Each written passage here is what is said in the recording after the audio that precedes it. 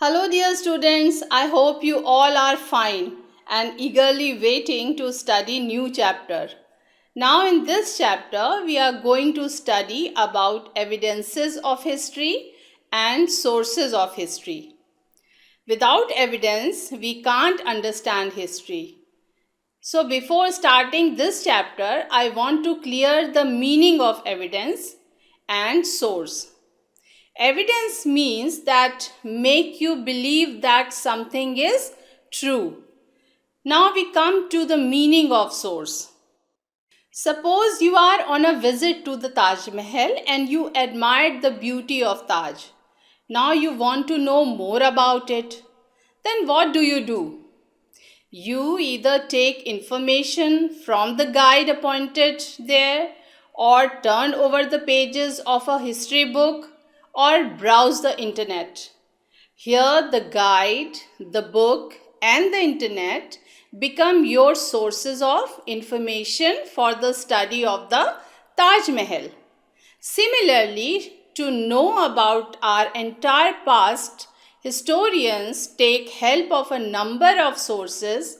These sources of history are broadly divided into two types: the archaeological and the literary. In this segment, we'll discuss about archaeological sources and evidences which are included in these sources. Number 1, inscriptions. Number 2, coins. Number 3, monuments. And number 4, artifacts. In this segment, I will explain these 4 points. Through the pictures, you can understand easily. So, let's start. Archaeological sources. In archaeology, we study about the human history and prehistory through the excavation of sites, analysis of artifacts, and other physical remains. These remains may be in the form of buildings, architectural remains, or objects like pottery, ornaments, seals, tablets, etc. The scholars who study these remains are called archaeologists. The archaeological sources are the most direct evidence for the study of history and prehistory. These are the original sources which cannot be tampered by human beings. Archaeology is the study of human history and prehistory through the excavation of sites and the analysis of artifacts and other physical remains. These sources include: number 1, inscriptions. Inscriptions are generally engraved in stone and metal. Thus, they serve as the most original and reliable sources of information, as it is not possible to alter the contents once engraved in the stone or metal. The study of an inscription also enables us to determine the method of writing prevalent in the period it was engraved. The nature of its script helps us to determine the age of the inscription. On the basis of their contents, inscriptions have been classified as administrative, religious, commercial, literary, donative, and commemorative. The inscriptions of Ashoka were mainly administrative and religious, as they speak of his victories in the battles and the conversion to Buddhism. Number 2, coins. The study or collection of coins is called numismatics. Coins serve as an important and reliable source for reconstructing our past.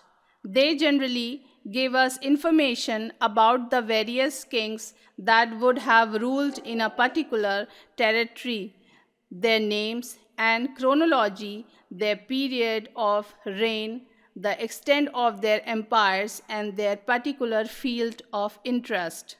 They also furnish information about the prevalent languages, trade, and commerce, and the state of prosperity of a kingdom or state.